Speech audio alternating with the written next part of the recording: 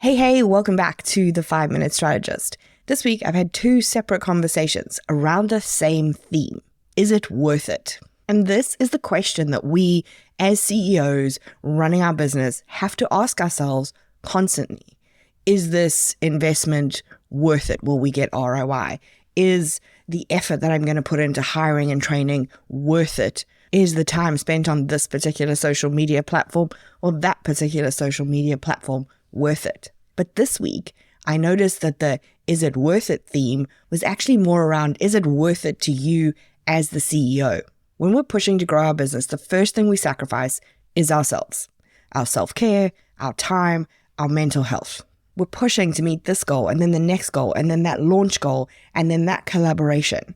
And it can feel relentless. And you as the business owner have such a personal stake in it, you're usually the one working all hours to achieve it. And this is key. Like, you can't have a successful business if you don't have that drive. But like everything else, there's a point where we've pushed it too far. That leads you to burnout. It leads you to reduce productivity. And this negative impact on your well-being has a negative impact on your business's performance and well-being. When we're talking about well-being, I'm not talking about self-care like having a bubble bath. What I'm talking about is your physical health, your mental health, and your emotional health. All three of those have to be taken care of in order for you to be resilient enough to lead your business effectively in the long term to achieve your vision. So we're not talking about some kind of like work-life balance dream.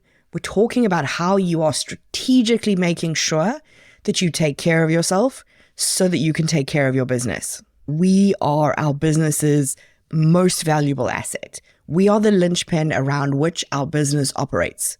So if we go down, it goes down. So when we think about setting aside time for exercise, mindfulness, hobbies, time with friends and family, taking a vacation, I don't want you to think about it as self-indulgent or selfish, but think about it as you actually charging up that battery that runs your business. When you're able to take care of yourself physically, mentally, and emotionally, you're better able to lead your team.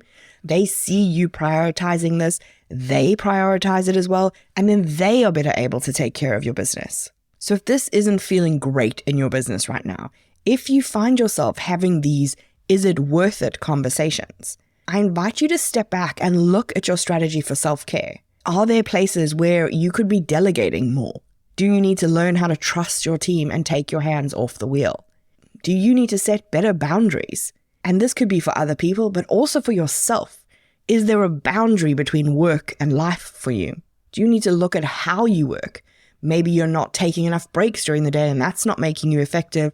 So you need to bring in some Pomodoro techniques to force yourself to have those breaks. Do you need to look at what's happening outside of work from a nutrition and sleep perspective? And then how are you taking time to quiet things down? What is your reflection and mindfulness practices that allow you to have that quiet time in your brain?